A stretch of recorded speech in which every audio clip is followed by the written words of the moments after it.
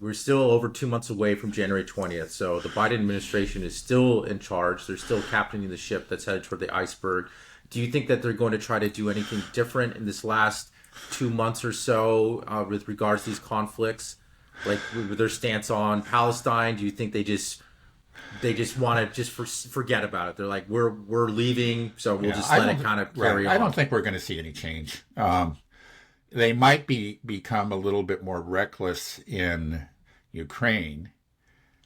It seemed like they were trying to get Ukraine just out of the news. I think that was sort of their policy. They realized it was just a losing issue for them. So let's not talk about Ukraine. Let's keep Ukraine out of the news.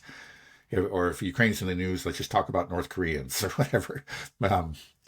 And so there's a chance that, for example, I don't think they will, but that they might actually lift the restrictions on the missiles. That could lead to a real flare up. But maybe at this point they don't care. They'll just let Trump deal with the mess. But so far, again, it seems like that they've held firm. The Pentagon's really serious about this. They really don't want this to happen. Maybe because they understand that their ships could be threatened. I mean, if Germany uses Taurus missiles and a Taurus missile strikes Moscow might say, okay, we'll just send a missile to Berlin. I mean, quite seriously, I think Moscow's really serious about these long range missiles. So probably, you hope there are enough sane people, especially in the various defense departments, that will prevent this from happening. But if it does, we could look at a real flare up.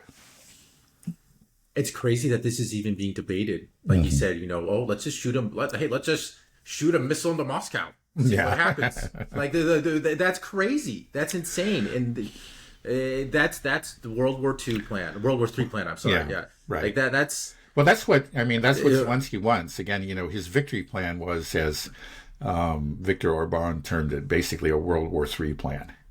I mean, I think he understands. He doesn't seem to have a very firm grip on reality, but I think he understands that his only real chance for victory is to draw in NATO and make this a direct NATO-Russia conflict. I think actually Russia would win that too, but he thinks that without a doubt. I mean, with China behind it as well, there's no way.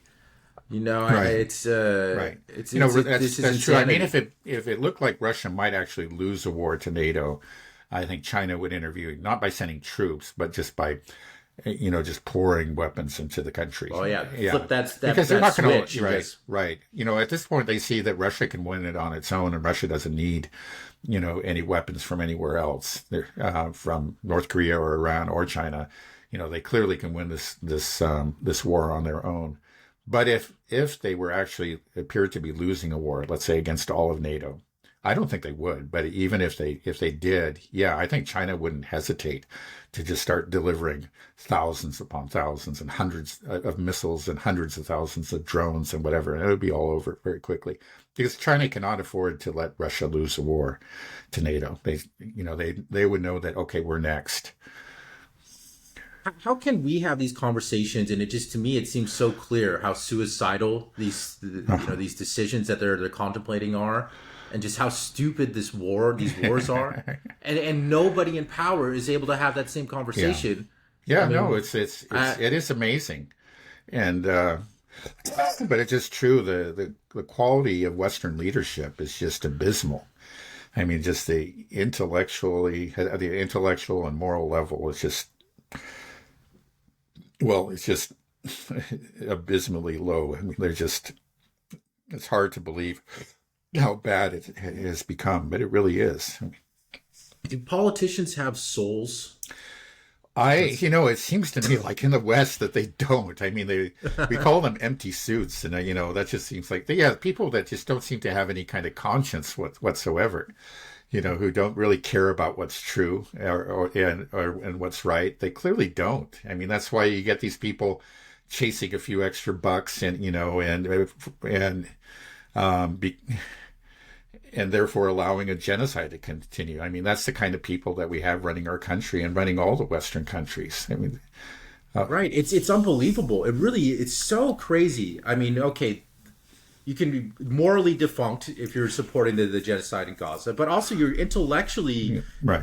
defunct or inability to see the reality. I mean, just first of all, okay, maybe you fall in the propaganda with that. Okay, Israel's kicking ass and they're doing good, but I mean, I think people they should know. They see the amount of people leaving that thinks it's not good for Israel. But even then, just take a look at what's happening in Ukraine and Europe. If you're a European politician, you're living there.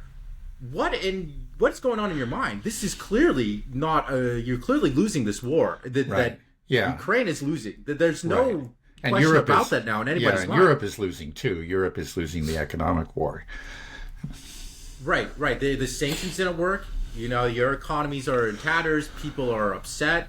And are they still lying to themselves? Do they still believe that somehow, yes, Ukraine is going to win? Ukraine is still going to join NATO. They still talk about this plan. Uh-huh. Don't worry, Ukraine. Just 5 Yeah, years, it's hard. and then It's you'll really, be it's hard part to of believe NATO. it. Yeah, I don't know. I don't know how many of them believe it, and maybe just a lot of them know it's not true, but they don't know what else to say. Just like we said earlier, there's just no plan B. They never thought one up, so they just have to keep on repeating plan A, right? Right. Yeah, but it's just like if you're for your own political survival, we see the people that do Right. say that, hey, you know, maybe we should engage in diplomacy. Let's try to bring an end to the bloodshed. Right. They do well. You look at Viktor Yeah. Orban. Well, I mean, you hear yeah. people. No, that's true. Again, it's sort of like I was talking about people like Thomas Massey and Ron Paul, right? When they actually have somebody who comes out and speaks truthfully, they do very well. Well, again, these dissident parties, have done very, very well, but they've just been suppressed.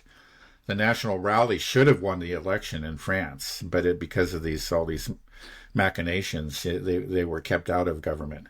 And a big part of what made them popular was end the war in Ukraine, stop the support for the Ukrainian army. Yeah, and well, you do see. I think they do feel the pressure. Olaf Scholz started changing his tune. At least talking differently. Starting a couple months ago, when I think he saw how unpopular support for Ukraine was within Germany. So, he's been saying, oh, he wants to talk to Putin. He has remained firm on the Taurus missiles. And I think there's some other things. Let's see, also immigration, that's a domestic issue that's very unpopular, for he's made changes in policy. I think, he's trying to make adjustments, but he wasn't going to do anything substantial. And I think everybody knew that. So he's out of there. Unfortunately, we're going to get this guy Metz, who is just a carbon copy of him. If anything worse, that's what happens.